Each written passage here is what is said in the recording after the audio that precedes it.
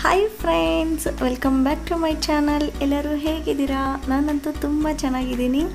So ಇವತ್ತು chicken ಕಬಾಬ್ ರೆಸಿಪಿನ ಹೇಗೆ ಮಾಡೋದು ಅಂತ ತೋರಿಸ್ಕೊಡ್ತೀನಿ.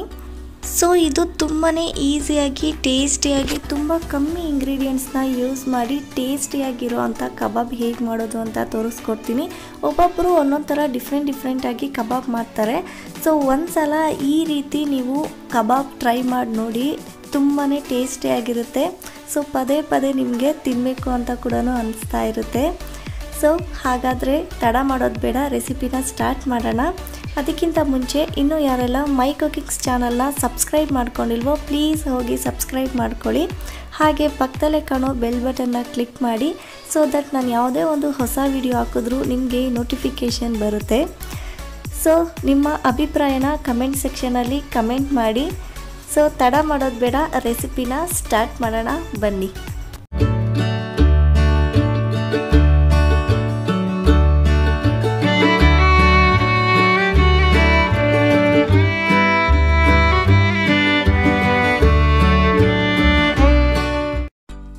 ಸೊ ಫ್ರೆಂಡ್ಸ್, ಫಸ್ಟ್ ಇಲ್ಲಿ ನಾನು ತೇಜು ಚಿಕನ್ ಕಬಾಬ್ ಪೌಡರ್ ಹಾಕ್ಕೊಳ್ತಾ ಇದ್ದೀನಿ.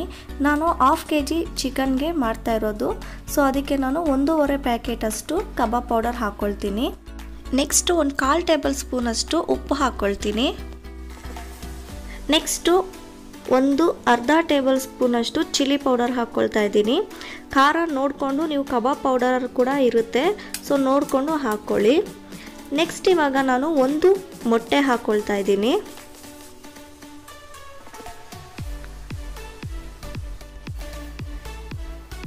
ಇಷ್ಟು ಹಾಕ್ಕೊಂಡು ಒಂದ್ಸಲ ಮಿಕ್ಸ್ ಮಾಡಬೇಕಾಗುತ್ತೆ. ಫ್ರೆಂಡ್ಸ್, ಈ ಥರ ಮಿಕ್ಸ್ ಮಾಡ್ಕೊಂಡು ಆದಮೇಲೆ ನೆಕ್ಸ್ಟು ನಾನಿಲ್ಲಿ 1/2 kg ಚಿಕನ್ ತೊಗೊಂಡಿದ್ದೀನಿ. ಸೊ ಇದು ವಿತ್ ಸ್ಕಿನ್ ಇರೋದು. ಕಬಾಬ್ಗೆ ಸ್ಕಿನ್ ಔಟ್ ಅಷ್ಟು ಟೇಸ್ಟ್ ಇರಲ್ಲ. ಸೊ ಸ್ಕಿನ್ ಇದ್ರೇ ತುಂಬ ಜ್ಯೂಸಿಯಾಗಿ ಚೆನ್ನಾಗಿರುತ್ತೆ. ನೆಕ್ಸ್ಟು ಎಲ್ಲ ಚಿಕನ್ ಪೀಸಸ್ನ ನಾನಿವಾಗ ಹಾಕ್ಕೊಂಡು ಒಂದ್ಸಲ ಮಿಕ್ಸ್ ಮಾಡ್ಕೊಳ್ತೀನಿ.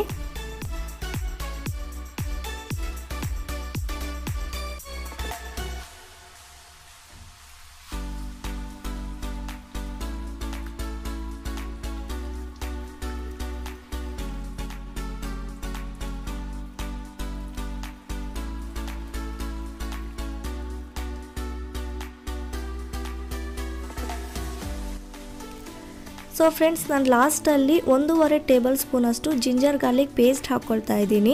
ಸೊ ಇದು home made ginger garlic paste. ನೀವು ಅಂಗಡಿಯಲ್ಲೆಲ್ಲ ಸಿಗೋದು ಪ್ಯಾಕೆಟ್ ಕೂಡ ಯೂಸ್ ಮಾಡ್ಬೋದು. ಸೊ ನಾವೇ ಮನೆಯಲ್ಲಿ ಫ್ರೆಶ್ ಆಗಿ ಮಾಡಿ ಹಾಕ್ಕೊಳ್ಳೋದ್ರಿಂದ ಟೇಸ್ಟು ತುಂಬಾ ಚೆನ್ನಾಗಿರುತ್ತೆ.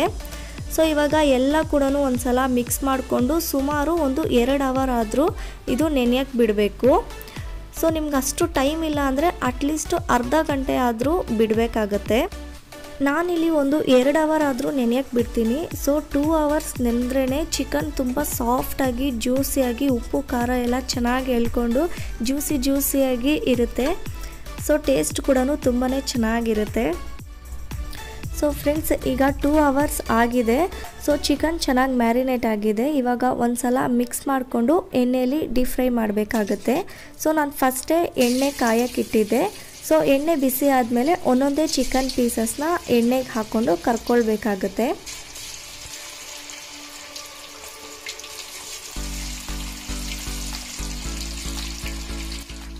ಸೊ ಫ್ರೆಂಡ್ಸ್, ಇವಾಗ ಮೀಡಿಯಮ್ ಫ್ಲೇಮಲ್ಲಿ 5 ನಿಮಿಷ ಅಷ್ಟು ಬೇಯಿಸ್ಕೊಳ್ಬೇಕಾಗತ್ತೆ.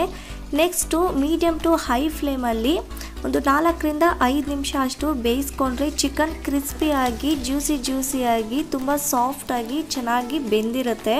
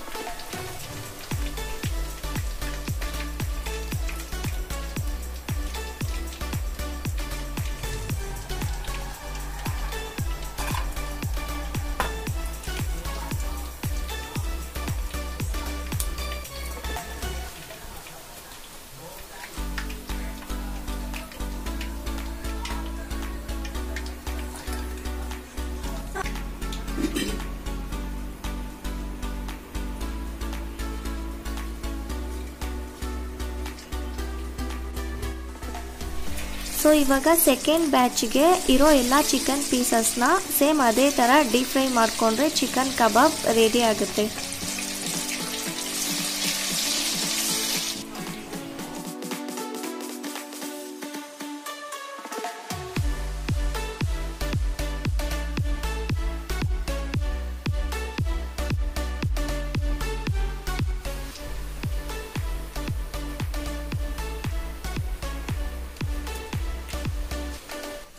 ಸೊ ನಾನಿಲ್ಲಿ ಲಾಸ್ಟಲ್ಲಿ ಸ್ವಲ್ಪ ಗಾರ್ನಿಷಿಂಗೋಸ್ಕರ ಕರಿಬೇವು ಸೊಪ್ಪಿ ಥರ ಎಣ್ಣೆಯಲ್ಲಿ ಫ್ರೈ ಮಾಡ್ಕೊಳ್ತಾ ಇದ್ದೀನಿ.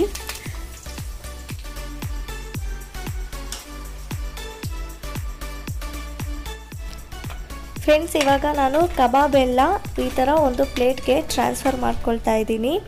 ಸೊ ನೋಡ್ತಾ ಇದ್ದೀರಾ ಅಲ್ವಾ ಕಬಾಬ್ ಎಷ್ಟು ಪರ್ಫೆಕ್ಟಾಗಿ ಎಷ್ಟು ಚೆನ್ನಾಗಾಗಿದೆ ಅಂತ. ಸೊ ತುಂಬಾ ಟೇಸ್ಟಿಯಾಗಿ ಜ್ಯೂಸಿಯಾಗಿ ತುಂಬಾ ಚೆನ್ನಾಗಿರುತ್ತೆ. ಒಂದು ಸಲ ಟ್ರೈ ಮಾಡಿ ನೋಡಿ. ಸೊ ನೋಡಿದ್ರಲ್ವಾ ಫ್ರೆಂಡ್ಸ್, ಚಿಕನ್ ಕಬಾಬ್ ರೆಸಿಪಿನ ಎಷ್ಟು ಸಿಂಪಲ್ಲಾಗಿ ಎಷ್ಟು ಈಸಿಯಾಗಿ ಹೇಗೆ ಮಾಡೋದು ಅಂತ. ಸೊ ನಾನಿಲ್ಲಿ ಸೈಡಿಗೆ ಟೊಮೆಟೊ ಕೆಚಪ್ ತೊಗೊಂಡಿದ್ದೀನಿ. ಸೊ ನೀವು ಗ್ರೀನ್ ಚಟ್ನಿ ಕೂಡ ತೊಗೊಳ್ಬೋದು. ಗ್ರೀನ್ ಚಟ್ನಿ ರೆಸಿಪಿ ನಾನು ಆಲ್ರೆಡಿ ಒಂದು ವಿಡಿಯೋದಲ್ಲಿ ಶೇರ್ ಮಾಡಿದ್ದೀನಿ, ಹೋಗಿ ಚೆಕ್ ಮಾಡಿ. ಸೊ ಈ ರೆಸಿಪಿ ನಿಮಗೆ ಇಷ್ಟ ಆದರೆ ಲೈಕ್ ಮಾಡಿ, ನಿಮ್ಮ ಅಭಿಪ್ರಾಯನ ಕಮೆಂಟ್ ಸೆಕ್ಷನಲ್ಲಿ ಕಮೆಂಟ್ ಮಾಡಿ. ಸೊ ಇನ್ನೂ ಯಾರೆಲ್ಲ ಸಬ್ಸ್ಕ್ರೈಬ್ ಮಾಡ್ಕೊಂಡಿಲ್ವೋ ಪ್ಲೀಸ್ ಹೋಗಿ ಸಬ್ಸ್ಕ್ರೈಬ್ ಮಾಡ್ಕೊಳ್ಳಿ. ಸೊ ಹಾಗೆ ಇನ್ಸ್ಟಾಗ್ರಾಮಲ್ಲಿ ಕೂಡ ಫಾಲೋ ಮಾಡಿ. ಇನ್ಸ್ಟಾಗ್ರಾಮ್ ID ಇಲ್ಲಿ ಮೇಲೆ ಡಿಸ್ಪ್ಲೇ ಆಗ್ತಾ ಇರುತ್ತೆ, ಹೋಗಿ ಫಾಲೋ ಮಾಡಿ. ನೆಕ್ಸ್ಟ್ ಒಂದು ಹೊಸ ರೆಸಿಪಿ ಜೊತೆ ಸಿಗ್ತೀನಿ. ಅಲ್ಲಿವರೆಗೂ ಟೇಕ್ ಕೇರ್, ಬಾಯ್ ಬಾಯ್.